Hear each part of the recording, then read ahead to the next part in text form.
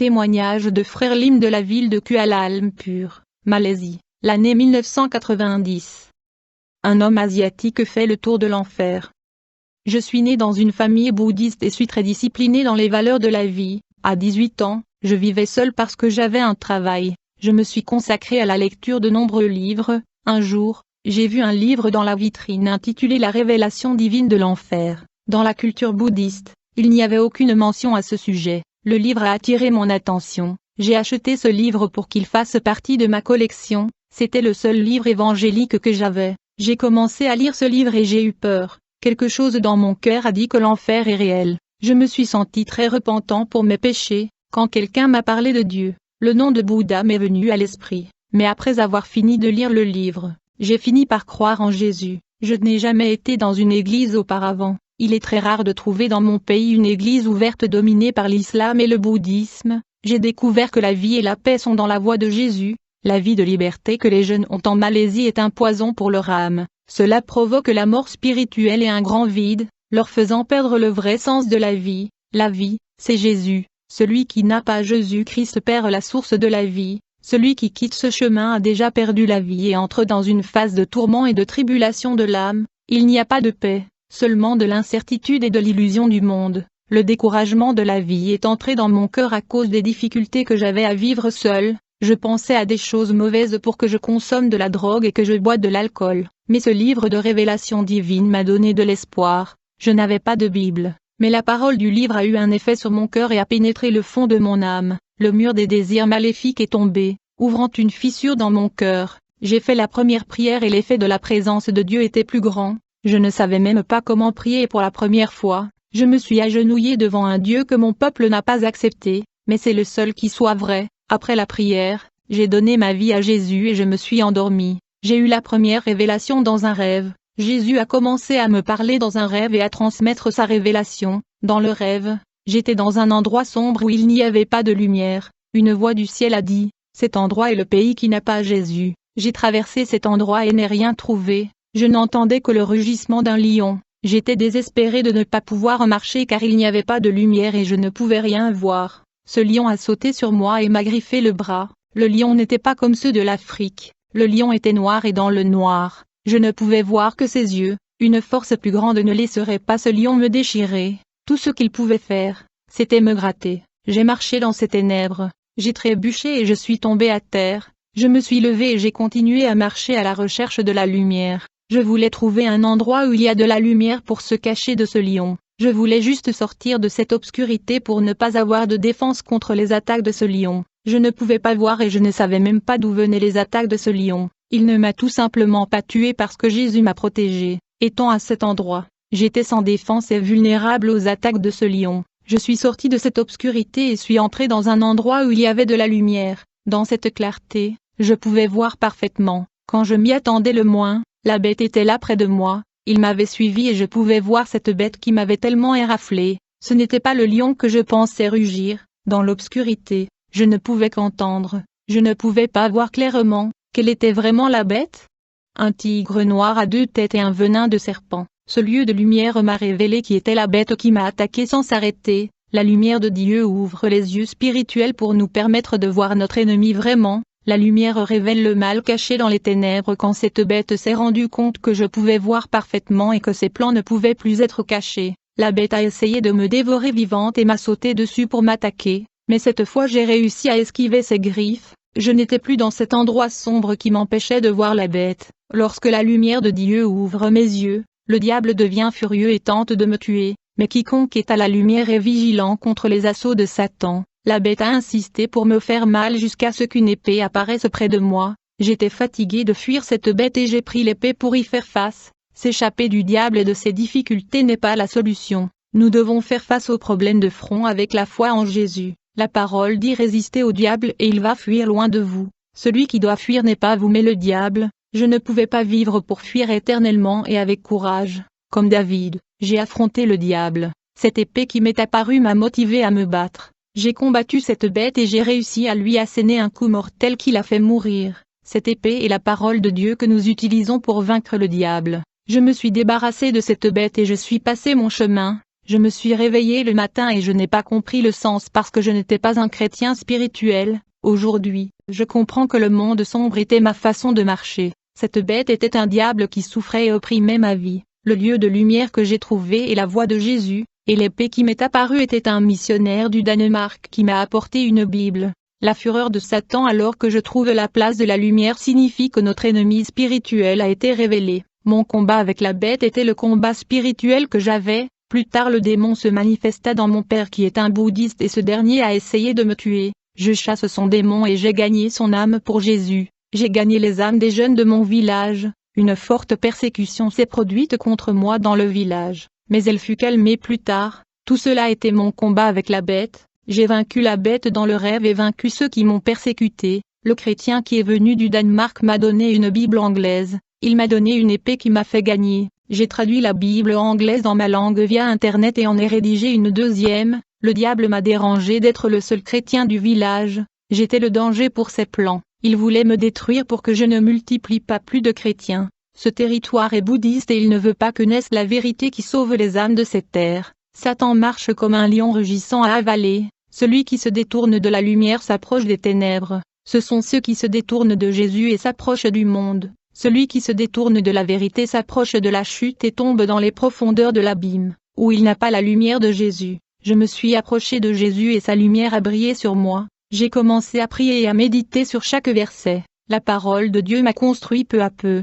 C'est seulement ainsi que j'ai pu échapper au lion noir qui cherche une proie facile sur laquelle agir et dévorer. Si la flamme s'éteint, ce lion des ténèbres va s'approcher. Les démons rugissent autour de ceux qui sont dans les ténèbres. Plus tard le missionnaire qui m'a donné la Bible m'a emmené dans son pays. Il a dit qu'au Danemark, il était plus capable d'enseigner et de préparer un croyant. Dans mon pays, il existe des millions de livres bouddhistes et les conditions pour enseigner l'évangile sont précaires. J'ai voyagé avec ce frère pour en apprendre davantage sur la parole de Dieu. J'ai prié et absorbé la parole de Dieu. Jésus a brisé les barrières de ma vie et m'a vaincu. J'étais au Danemark en train de travailler avec le missionnaire. Un jour, je venais d'une réunion évangélique et il était 5 heures de l'après-midi. Je me sentais fort maux de tête. Je me suis endormi et je me suis endormi profondément. 1 heure plus tard, j'étais debout et j'ai vu mon corps se coucher. Les ténèbres ont commencé à marcher vers moi et ont envahi la maison. Un tunnel noir fermé est apparu devant moi. Ce tunnel s'est ouvert et une force diabolique m'a entraîné à l'intérieur.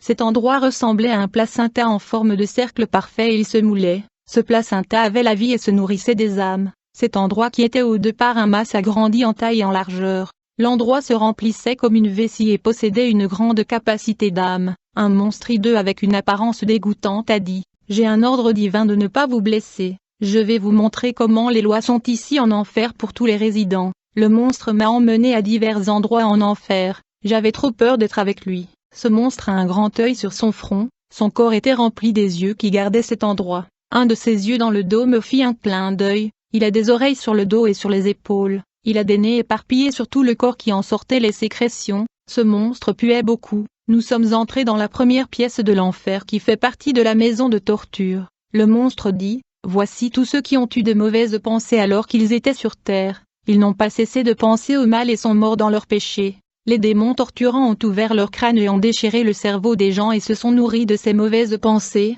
Le monstre m'a emmené à la deuxième maison, où les démons torturaient les âmes perdues avec du fer chaud. Ils perçaient les yeux des gens qui regardaient le film pornographique pendant leur vie sur la terre. Le monstre a déclaré, « Ces personnes sont celles qui regardent la télévision, du contenu pornographique sur des sites web, des magazines et des livres. » Le monstre me regarda et dit, « Tes yeux sont mauvais, là-bas sur la terre, tu as regardé des femmes sensuelles, et si tu ne crucifies pas ces mauvais yeux, quand tu mourras, tu seras dans cette pièce et tes yeux seront transpercés pour l'éternité. » Quand le monstre a dit ça, j'avais très peur. Le monstre m'a emmené dans la 3e chambre de l'enfer. Il a dit, « Tout le monde dans cette salle a utilisé leurs oreilles pour entendre notre voix et a fait tout ce que nous leur avons dit. Ils ont également entendu notre évangile et fait notre volonté. Les démons ont percé les oreilles des gens puis les ont arrachées. Ils ont saisi les oreilles des gens et les ont fait frire dans une poêle géante. » Le monstre a dit, « Ces gens écoutent des chansons qui ne sont pas chrétiennes. Voici des chrétiens qui écoutent nos chansons.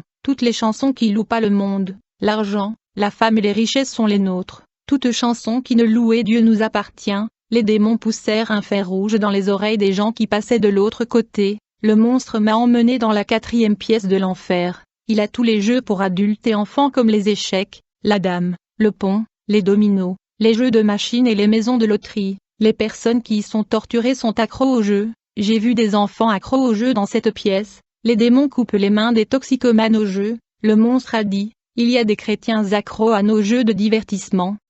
Certains d'entre eux ont dépensé leur argent sur des paris. Le monstre m'a emmené dans la 5e pièce. J'ai vu des chaudrons pleins de cœurs humains dans de la lave en ébullition. Le monstre a dit, ces cœurs qui proviennent des chaudrons sont mauvais et ont gardé les désirs et les pensées pécheurs. Lorsque vous escaladez la terre, ne gardez rien de mauvais dans votre cœur de venir ici. Les gens dans cette pièce n'avaient pas de cœur. À la place du cœur, il n'y avait qu'un seul trou vide. Le monstre m'a emmené dans la 6e pièce. C'est une salle de danse qui ressemblait à une salle d'exposition. La réalité est que le spectacle dans cette pièce ne se ressemblait pas du monde. Toutes les personnes ont été forcées de danser sur les ongles des braises. Le sang coulait à chaque pas. Les ivrognes étaient assis sur la chaise qui les tenait pour ne pas partir. Ils ont tous bu de l'acide qui leur a fondu la gorge. Toutes les boissons alcoolisées sont acides en enfer. Le monstre m'a emmené dans la 7e pièce. C'est un bordel où les démons forcent des hommes et des femmes efféminés à avoir des relations sexuelles avec eux. Tout ce qu'ils ont fait sur terre, les démons leur ont fait vivre en enfer.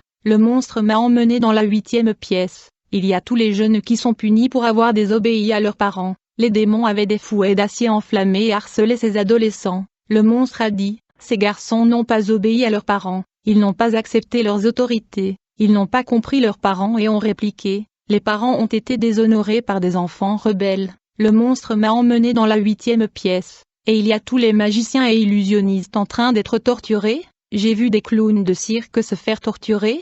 Ils sont là pour faire l'image de Dieu à l'image d'un clown. Ceux qui font de la magie et des astuces sont également présents. Le monstre a dit, toute blague qui trompe et trompe les gens est à nous. Le monstre m'a emmené dans la 9e salle. Il y a toutes les personnes qui ont été trompées par les livres, les magazines et les journaux. Dans cette salle se trouve un kiosque à journaux. Le monstre a dit, notre mensonge est dispersé à travers les marchands de journaux de la terre. Et tous ceux qui achètent ces matériaux perdent leur temps et devraient lire la Bible. Nous créons ces stands pour distraire et voler leur temps. Regardez le mensonge des romans dans les magazines. Les journaux sont un mensonge à vendre. Les magazines font des annonces incitatives pour voir les prochains chapitres des romans. Des bandes dessinées. Le monstre m'a emmené dans la 10e pièce. À ma grande surprise, il n'y avait que des enfants de 5 à 10 ans. Les démons ont tourmenté tous les enfants. J'ai vu comment, de l'intérieur de la tête de ces enfants du feu et la fumée, le monstre a montré des bandes dessinées et des histoires de manga. Le monstre a déclaré, les habitants de la Terre considéraient ces bandes dessinées comme inoffensives, mais c'est dans ces bandes dessinées que se trouvent nos doctrines. Nous avons gagné beaucoup d'enfants à travers des bandes dessinées et des dessins. Tous ceux qui sont torturés par des démons ont été trompés par les magazines, les livres et les journaux. Dans cette pièce, il y avait des jouets comme des poupées, des super-héros en plastique et des poupées femmes. Ces jouets avaient l'air d'être vivants. Ils ont semblé être possédés et ils riaient. Le monstre dit, voici l'idolâtrie enfantine que nous implantons à l'intérieur des maisons. Nous avons créé les héros super sauveurs du monde pour endoctriner les enfants. Leurs souvenirs du vrai sauveur de leurs âmes Jésus disparaissent. Ils préfèrent des héros de bande dessinée qui n'existent pas à ce héros qui a donné sa vie pour sauver l'humanité. C'est notre mensonge que nous rapportons du monde fictif à chaque enfant. Le monstre m'a emmené à la 11e pièce. Il y a tous les artistes martiaux, peu importe le mode de combat. Un octogone, peut-être un tatami ou un anneau, je ne connais pas le nom, mais c'est un lieu de combat.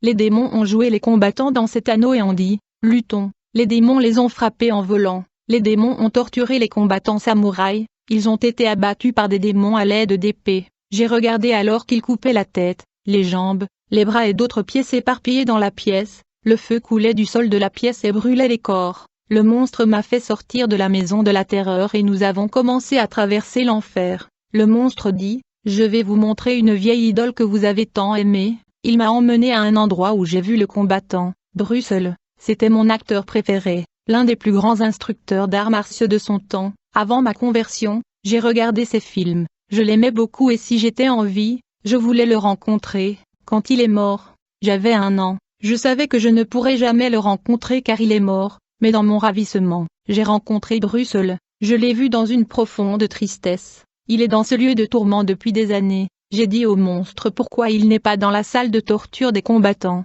Le monstre a dit qu'il était très célèbre et qu'il ne pouvait rester là. Alors il a été jeté dans un lieu de célébrité. Je m'approchai de lui, et Bruce me demandait de l'aide à sortir de cet endroit parce qu'il ne pouvait plus supporter de souffrir. Des démons sont venus et ont commencé à le torturer. Les démons se moquèrent de lui en disant, « Montrez vos coups si vous pouvez nous vaincre, vous êtes le roi du combat. » Un de ces démons a dit, « Je vous avais dit et rendu capable de ne pas perdre les combats et vous pensiez être invincible. Sans moi, vous ne pourriez jamais faire tous les mouvements de Kung Fu. Je te faisais sauter haut. » Ce démon a commencé à frapper Bruce et l'a projeté dans les airs jusqu'à ce qu'il se brise les os avec plusieurs coups de pied. Bruce était étendu sur le sol en gémissant de douleur et les flammes quittaient le sol et brûlaient son corps. Avant ma conversion, je l'aimais bien. Ici en Asie, il est normal d'avoir Bruce le comme idole. Les arts martiaux font partie de notre culture. Le monstre a dit, tout le monde qui pratique les arts martiaux est à nous et ceux qui font des méditations au Bouddha et aiment le Bouddha vont en enfer. Le monstre a dit, si cela dépendait de moi, tu ne révéleras jamais nos œuvres sur terre. Nous avons été obligés de révéler nos plans. Racontez maintenant aux chrétiens tout cela sur terre. Beaucoup d'âmes de votre pays seront sauvées grâce à ces révélations. Le monstre est sorti de face avec beaucoup de colère, le feu lui sortant du nez. L'ange du Seigneur est venu pour me sauver. Il est descendu en enfer et m'a fait sortir de là. N'avais jamais vu un ange et j'étais émerveillé par la lumière qui sortait de son corps. L'ange a pris mon âme à la maison. J'étais de retour sur terre. Je suis au Danemark en train de travailler avec le missionnaire. Je compte un jour retourner dans mon pays et lutter contre le bouddhisme en Malaisie. Le bouddhisme prêche qu'il n'y a pas de Dieu absolu. Je peux dire que Jésus est absolu. Le bouddhisme enseigne que nous pouvons suivre notre chemin. Nous devons suivre la parole de Jésus. Le bouddhisme croit que l'homme n'a aucune valeur et croit en la réincarnation. Un homme a de la valeur pour Jésus. La réincarnation n'existe pas. Personne ne revient plus sur terre. Quand les gens meurent, ils vont soit au paradis, soit en enfer. Le bouddhisme enseigne que la force de l'univers éclaire l'homme au salut. Jésus est le seul qui sauve. Personne ne peut se sauver sans son illumination.